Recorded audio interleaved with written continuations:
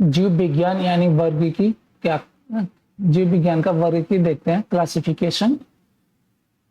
इसका चौथा पार्ट है ये। प्रश्न 151 देखते हैं, सेब के फल में लाली का कारण है क्या? ए एंथोसायनिन, बी लाइकोपिन, सी कैरोटीन या डी जैंथोफिल। तो इसका मुख्य कारण है क्या? एंथोसायनिन। ठीक है, सेब में लाली का कारण है क्या? एंथोसायनिन।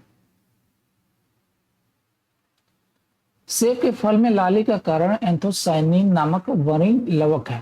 ठीक है, लाल नारंगी रंग के वर्णक जैसे कैरोटीन गाजर में, टमाटर में लाइकोपीन वर्णक, पीले रंग के वर्णक जैसे जेंथोफिल हल्दी में, तथा चुकंदर में विटरनिन वर्णक होते हैं। ठीक है, यानी कि गाजर में कैरोटीन, टमाटर में लाइकोपीन, पीले रंग के वर्णक जैसे कि जेंथो हल्दी में जेंथोफिल और चुकंदर में विटरनिन। ठीक है, प्रश्न 152 देखते हैं, निम्नलिखित में से किसके कारण टमाटर का रंग लाल होता है? टमाटर का पूछा, टमाटर का। ए कैप्सेनिन, बी कैरोटीन, सी एंथोसायनिन या डी लाइकोपीन। तो ये होता है किसके कारण? ये होता है लाइकोपीन के कारण। लाइकोपीन एक चमकदार लाल रंग का कैरोटीन है जो टमाटर, लाइकोपर्सिकम स्कुलेंटम के गहरे लाल रंग के लिए उत्तरदायी होता है। सेब के फल में लाली का कारण एंथोसायनिन नामक वर्णिल लवक है। कैरोटीन गाजर में लाल नारंगी रंग के लिए क्या उत्तरदायी है? लाल और नारंगी रंग के लिए क्या उत्तरदायी है? कैरोटीन। किसमें? गाजर। प्रश्न 153 देखते हैं, निम्नलिखित में से कौन सा टमाटर के लाल रंग के लिए उत्तरदायी है? टमाटर में A B carotene, B anthocyanin anthocyanin anthocyanin, C lycopene या डी उपरोक्त में से कोई नहीं। तो इसमें कौन सा? ये लाइकोपीन है। प्रश्न 154 देखते हैं, टमाटर में लाल रंग का कारण है। देखो फिर से पूछ दिया, ए कैप्सेनिन, बी लाइकोपीन, सी जेंथोफिल या डी उपरोक्त में से कोई नहीं। तो ये क्या है? लाइकोपीन है। 155 देखते हैं, पपीते में पीले रंग का कारण है। ए पपैन, बी लाइकोपीन, सी कैरिकाजैंथिन या डी कैरोटीन। तो इसका पपीते में पीले रंग का कारण है क्या? ये सी कैरिकाजैंथिन। कैरिकाजैंथिन है लाल पपीते में पीले रंग के कारण। पपीता का वास्तविक नाम कैरिका पपाया कैरिका पपाया है। इसमें कैरोटीन प्रचुर मात्रा में पाया जाता है जो कि विटामिन ए का प्रीकर्सर होता है। इसमें उपस्थित पपैन एंजाइम प्रोटीन के पाचन में सहायक होता है। पपीते में उपस्थित कैरिकाजैंथिन वर्णक के कारण इसका रंग क्या होता है? पीला होता है। प्रश्न 156 देखते हैं, हाल ही में हमारे वैज्ञानिकों ने केले के पौधे की एक नई और भिन्न जाति की खोज की है जिसकी ऊंचाई लगभग 11 मीटर तक जाती है और उसके फल का गुद्दा नारंगी रंग का है। यह भारत में किस भाग में खोजी गई है? ए अंडमान द्वीप, बी अन्नामलाई वन, सी मैकाल पहाड़ियां या डी पूर्वोत्तर उष्णकटिबंधीय वर्षा वन। तो ये खोजी गई है कहां पे? ए अंडमान द्वीप में। भारतीय वनस्पति सर्वेक्षण यानी बॉटनिकल सर्वे ऑफ इंडिया के वैज्ञानिकों ने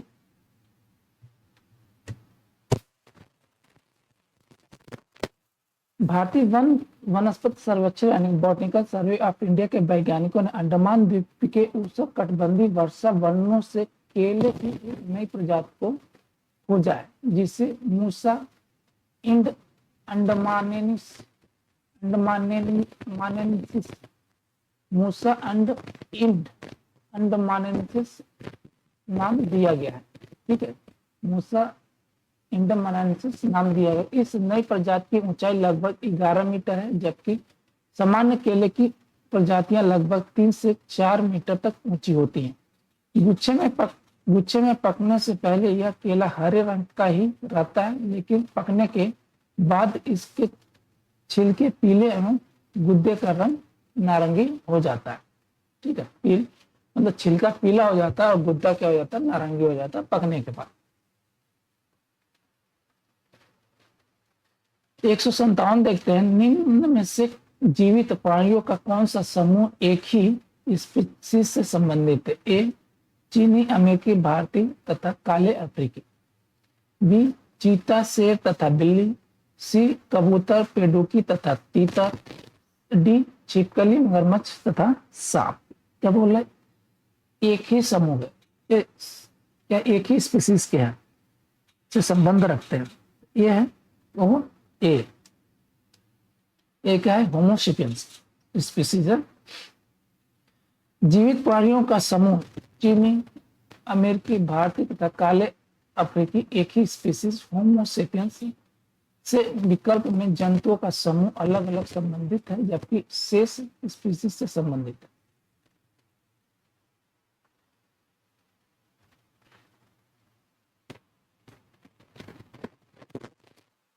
प्रश्न 158 देते हैं, कवक पौधे में नहीं पाया जाता। कवक पौधों में नहीं पाया जाता। A oxygen, B carbon dioxide, C पर्णहरित या डी सूर्य का प्रकाश। कवक में क्या नहीं पाया जाता? कवक में नहीं पाया जाता पर्णहरित। ठीक, कवकों में पर्णहरित नहीं पाया जाता, इसी कारण अब इन्हें पादप वर्ग में नहीं रखा जाता, हालांकि पहले इन्हें पादप वर्ग में रखा जाता था। प्रश्न 159 देते हैं, खमीर एक उदाहरण किसका? एक ए जीवाणु का, बी कवक का, सी विषाणु का या डी शैवाल का। तो ये उदाहरण है खमीर, ये क्या है? कवक का। खमीर एक उदाहरण किसका? कवक का। ईस्ट और मशरूम, ईस्ट और मशरूम फफूद अर्थात कवक है। ठीक है, ये पर्णहरित रहित यानी क्लोरोफाइलस तथा संवहन ऊतक सहित होते हैं, जो कि भोजन के लिए दूसरों पर निर्भर रहते हैं। ईस्ट एस्कोमाइसिटिस फूल का, जबकि मशरूम बेसिडियोमाइसिटिस फूल का सदस्य है। 160 देखते हैं, क्वेश्चन नंबर 160। ईस्ट और मशरूम है, ए शैवाल, बी नग्न बीजी विकृत बीज, सी फफूद या डी गांठदार जड़े। ईस्ट क्या? ये फफूद है, फंगी।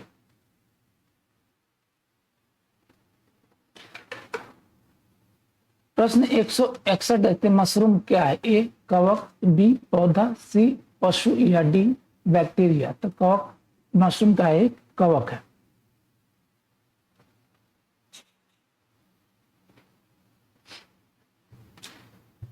प्रश्न 162 देखते हैं, प्रश्न 162 देखते हैं, रेशेदार सब्जियों में प्रयोग होने वाला मशरूम होता है ए कवक, बी शैवाल, सी हरित सब्जी या डी पशु का मांस। तो ये होता है क्या? कवक। प्रश्न 163 देखते हैं, कभी कभी समाचारों में उल्लेखित गुच्छी के संदर्भ में निम्नलिखित कथनों पर विचार कीजिए। गुच्छी, ठीक है, एक यह एक कवक है। दो यह कुछ हिमालयी वन क्षेत्रों में उगती है। तीन उत्तर पूर्वी भारत की हिमालय की तलहटी में इसकी वाणिज्यिक रूप से खेती की जाती है। उपयुक्त में से कौन सा या से सही है? तो इसमें सही है ऑप्शन सी सही है, यानी कि एक और दो। यह क्या है? एक कवक है, यह कुछ हिमालय वन क्षेत्रों में ही उगता है, उत्तर पूर्वी हिमालय ये नहीं। गुच्छी एक कवक है।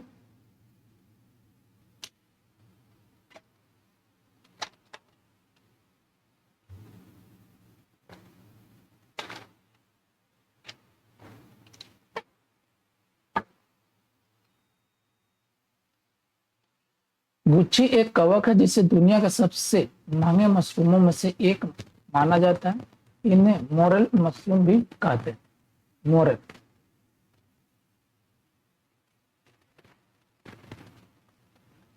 मोरल मशरूम मशरूम भी कहते हैं। वस्तु कुछ जंगली प्रजाति की मशरूम है जो हिमाचल प्रदेश, उत्तराखंड एवं जम्मू कश्मीर जैसे हिमालय क्षेत्रों में उगते हैं। गुच्छी उत्तर पूर्वी हिमालय की तलहटी में नहीं पाया जाता। साथ ही इसकी वाणिज्यिक खेती भी नहीं की जाती। प्रश्न 164 देखते हैं। निम्नलिखित समूहों में से किनमें ऐसी जातियां होती हैं जो अन्य जीवों के साथ सहजीवी संबंध बना सकती हैं? ए नाइडेरिया, बी कवक या फंजाई, 3 आदि जंतु यानी कि प्रोटोजोआ। नीचे दिए गए कोड का प्रयोग कर सही उत्तर चुनिए। सही उत्तर चुनना है। इसमें कौन है सहजीवी संबंध बना सकता है? इसमें क्या है? ये नाइडेरिया भी बना सकता है, कवक यानी फंजाई भी बना सकता है, ये आदि जंतु यानी प्रोटोजोआ भी बना सकता है। यानी क्या है? ये तीनों है, 1, 2 और 3।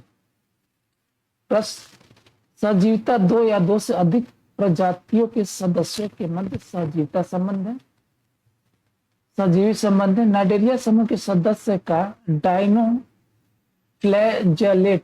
डायनोफ्लैजेलेट शैवाल के साथ सहजीवी संबंध होता है। लाइकेन शैवाल और कवक से जुड़े सहजीवी संबंध प्रदर्शित करते हैं। प्रोटोजोआ सहजीवी संबंध बैक्टीरिया या साइनोबैक्टीरिया के साथ पाया जाता है। कवक मूल कवकों तथा उच्चतर पादपों की जड़ों के मध्य उपयोगी प्रकार्यक साहचर्य यानी फंक्शनल एसोसिएशन है, जिससे वे एक दूसरे से लाभान्वित होते रहते हैं। इसमें कवक मृदा से खनिज लवण तथा जल को सोख कर उच्च स्तरीय पादपों को पहुंचाता है, जबकि उच्च स्तरीय पौधा बदले में भोज्य पदार्थ तैयार कर कवकों को उपलब्ध कराता है। प्रश्न 165 देखते हैं। निम्नलिखित में से कौन सा एक कवकों और उच्चतर पादपों की जड़ों के बीच उपयोगी प्रकार्य साहचर्य उपयोगी प्राकारिक साहचर्य? ए जैव उर्वरक, बी प्रवाल मूल, सी लाइकेन या डी कवक मूल। तो ये 65 नंबर क्वेश्चन का आंसर है ऑप्शन डी है का ये कवक मूल। ठीक है। प्रश्न 166 देखते हैं। माइकोराइजा क्या है? ये माइकोराइजा एक सहयोगी संबंध है किसके किसके बीच में? ए शैवाल और पौधों के मध्य, बी शैवाल और कवक के मध्य, सी कवक और पौधों के मध्य, या डी नीलहरित शैवाल और कवक के मध्य। तो ये है माइकोराइजा। ये है ऑप्शन सी है, सही है, कवक और पौधों के मध्य सहजीवी संबंध। प्रश्न 167 लाइकेन जो एक नग्न चट्टान पर भी पारिस्थितिक अनुक्रम को प्रारंभ करने में सक्षम है, वास्तव में किनके सहजीवी साहचर्य हैं? ए शैवाल और जीवाणु, बी शैवाल और कवक, सी जीवाणु और कवक, या डी कवक और मांस। तो ये सहजीवी संबंध है किसका? शैवाल और कवक के बीच। लाइकेन निम्न श्रेणी की ऐसी छोटी वनस्पतियों का एक समूह है जो विभिन्न प्रकार के आधारों को उगे हुए पाए जाते हैं। इन आधारों में वृक्षों की पत्तियां तथा एवं छाल, प्राचीन दीवारें, भूतल, चट्टान और शिलाएं मुख्य हैं। वास्तव में लाइकेन 2 पूर्णतया विभिन्न वनस्पतियों से बना एक द्वैध पादप होता है। इन वनस्पतियों में से एक है शैवाल, दूसरा है कवक, किंतु इन दोनों में इतना निकटतम साहचर्य होता है कि इनसे बना लाइकेन एक ही पौधा प्रतीत होता है। इस साहचर्य में अधिकांशतः कवक ही होता है, जो शैवाल वाले अंग के ऊपर एक थैले की भांति आवरण होता है तथा थैलेस के आकार के लिए उत्तरदायी होता है। दोनों वनस्पतियों की मिश्रित वृद्धि से ही लाइकेन को एक विशेष प्रकार और संरचना प्राप्त होती है, जिससे लाइकेन कई कुल और जातियों में विभक्त हो जाते हैं। प्रश्न 168 देखते हैं। लाइकेन मिश्रित जीव है जो बने होते हैं। लाइकेन मिश्रित जीव है जो बने होते हैं। ए कवक एवं जीवाणु से, बी कवक एवं शैवाल से, सी कवक एवं ब्रायोफाइटा से, या डी शैवाल एवं जीवाणु से। तो एक लाइकेन बने होते हैं कवक और शैवाल से। प्रश्न 169 देते हैं। शैवाल और कवक के मिलने से लाइकेन बनता है जिसे कहते हैं। ए पैरासाइटिज्म, बी म्यूचुअलिज्म, सी कमेंसलिज्म, या डी कन्वर्सन। तो ये होता है शैवाल और कवक से मिलने से लाइकेन बनता है जिसे कहते हैं क्या? इसे कहते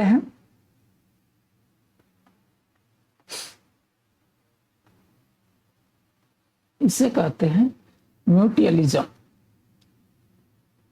म्यूचुअलिज्म कहते हैं।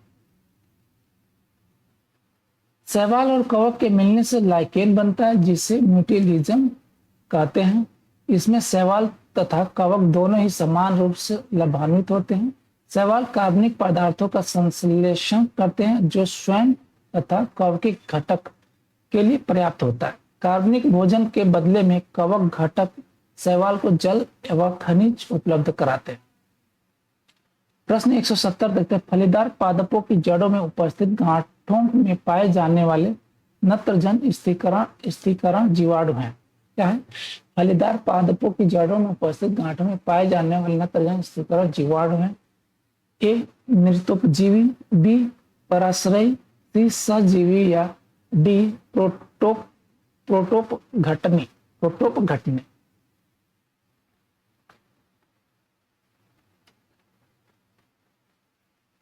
ये क्या है? ये सजीवी है। फलीदार पौधों की जड़ों में मौजूद गांठें यानी नोडल्स में पाए जाने वाले विशेष जीवाणु राइजोबियम सजीविता यानी कि सिम्बियोसिस यानी कि सिम्बियोसिस का जीवन यापन करते हैं। जहां एक और ये जीवाणु नाइट्रोजन यौगिकरण द्वारा नाइट्रोजन को नाइट्रेट में बदलकर पौधे को उपलब्ध कराते हैं, वहीं दूसरी ओर यह फलीदार पौधा इन्हें आवास एवं भोजन उपलब्ध कराता है। प्रश्न 171 देखते हैं। कपास का प्रमुख घटक है। ए प्रोटीन, बी वसीय अम्ल, सी सेलुलोज, या डी ग्लिसरीन। कपास का प्रमुख घटक क्या है? सेलुलोज, प्रोटीन, वसीय अम्ल, सेलुलोज या ग्लिसरीन। तो इसका है ये क्या है? सेलुलोज है। कपास का प्रमुख घटक क्या है? सेलुलोज। कपास का प्रमुख रासायनिक घटक सेलुलोज है जिसकी मात्रा 91 से 94% होती है। इसमें जल लगभग 6 से 8%, सूक्ष्म मात्रा में वसा, प्रोटीन, प्रोटोप्लाज्म, खनिज लवण आदि पाए जाते हैं। प्रश्न 172 देखते हैं। नोस्कापिन किससे प्राप्त होता है? नोस्कापिन ए पोस्ता से, बी तुलसी से, सी गंध सफेदा से, या डी इफेड्रा से। तो ये प्राप्त होता है किससे? ये प्राप्त होता है ये पोस्ता से। ऑप्शन ए है पोस्ता से। चिकित्सीय दृष्टि से महत्वपूर्ण नोस्कापिन पोस्ता से प्राप्त होता है। प्रश्न 173 देते हैं। हीरोइन प्राप्त होती है। ए भांग से, बी अफीम पोस्ता से, सी तंबाकू से, या डी सुपारी से। तो ये प्राप्त होती है किससे? ये भांग से प्राप्त होती है। सॉरी, ये भांग से प्राप्त नहीं होती है, ये प्राप्त होती है बी अफीम की पोस्ता से। ये अफीम की पोस्ता से प्राप्त होती है क्या? हीरोइन।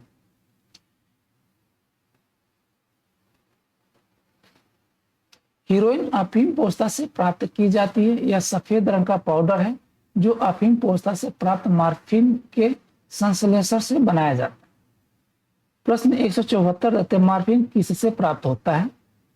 ए फूल से, बी पत्ती से, सी फल से, या डी तना से। ये प्राप्त होता है मॉर्फिन, ये सी यानी कि फल से प्राप्त होता है मॉर्फिन। मॉर्फिन पोस्ता वैज्ञानिक नाम पेपेवर सोमनीफेरम। क्या है? पेपेवर सोमनीफेरम एक अपरिपक्व फल यानी कि अनरिप फ्रूट से प्राप्त की जाती है। पोस्ता का पौधा एक आवृतबीजी पादप यानी कि एंजियोस्पर्मिक प्लांट है जिससे अफीम तथा हेरोइन प्राप्त किया जाता है। मॉर्फिन शब्द की उत्पत्ति मॉर्फियस से हुई है तथा इसका उपयोग दर्द निवारक औषधि तथा निद्रा कारक के रूप में किया जाता है। मॉर्फिन का सीधा प्रभाव केंद्रीय तंत्रिका तंत्र यानी सेंट्रल नर्वस सिस्टम है सीएनएस पर पड़ता है। किस पर पड़ता है? नर्वस सिस्टम पर पड़ता है, केंद्रीय सेंट्रल नर्वस सिस्टम पर, केंद्रीय तंत्रिका तंत्र पर पड़ता है। प्रश्न 175 देते हैं, अफीम प्राप्त किया जाता है किससे? ए सूखी पत्तियों से, बी जड़ों से, सी बिना पके फल के लेटेक्स से, या डी पके फल के लेटेक्स से। अब पूछा है ये किससे प्राप्त किया जाता है?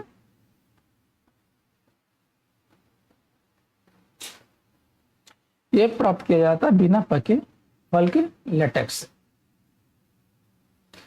अफीम के पौधे के दूध यानी लेटेक्स को सुखाकर बनाया जाता है। अफीम के पौधे के दूध को सुखाकर लेटेक्स सुखाकर बनाया जाता है। अफीम का दूध निकलने के लिए उससे के कच्चे अपरिपक्व फल में एक चीरा लगाया जाता है जिससे इसका दूध निकलने लगता है जो निकलकर सूख जाता है। प्रश्न 176 देखते हैं। प्रश्न 176 देखते हैं, अफीम पोस्ता पौधे के किस भाग से प्राप्त होता है? अफीम पोस्ता पौधे के किस भाग से प्राप्त होता है? एक फल से, बी पत्ते से, सी अधपके फल से, या डी मूल से। यानी कि ये किससे प्राप्त है? ये अधपके फल से प्राप्त होता है।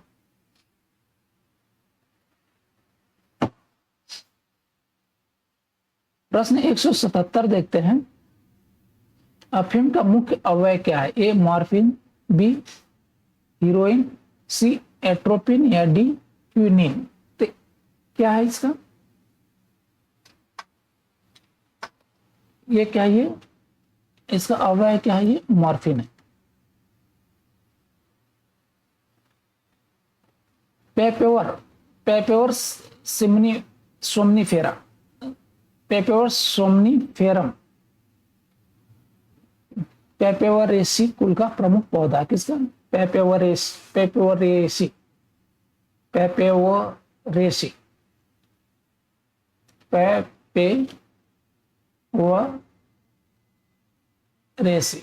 पेपेवरेसी कुल का प्रमुख पौधा है। इसके अपरिपक्व कैप्सूल के दूधीय लेटेक्स से अफीम अर्थात ओपियम प्राप्त होती है। अफीम से अनेक अल्कोलॉइड जैसे मॉर्फिन, कोडीन, पेपेवरिन आदि प्राप्त किए जाते हैं। अफीम में मुख्यतः मॉर्फिन नामक अल्कोलॉइड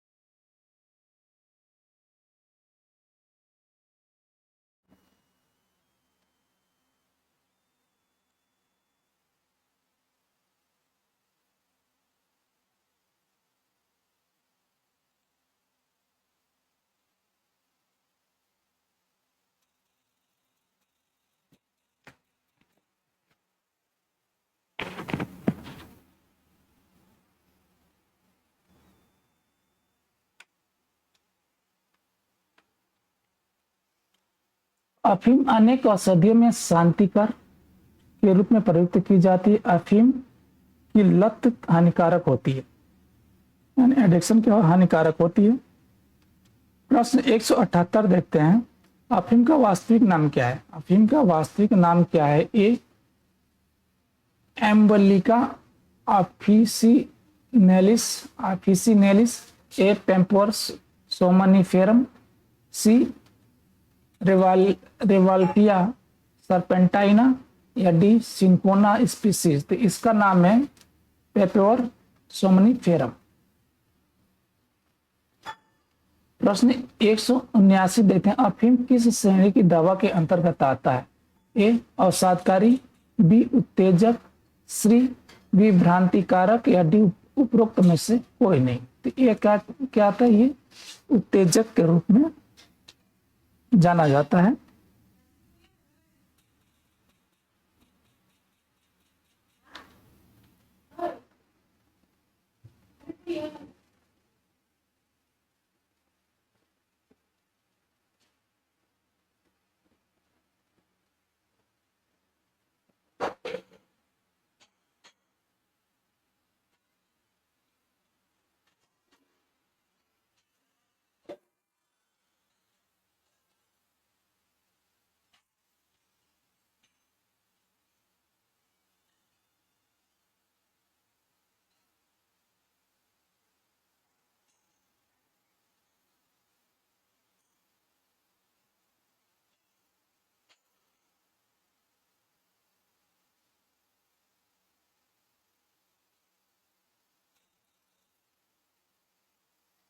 ये किस रूप में जाना जाता है? ये अवसादकारी के रूप में जाना जाता है, यानी अवसादकारी।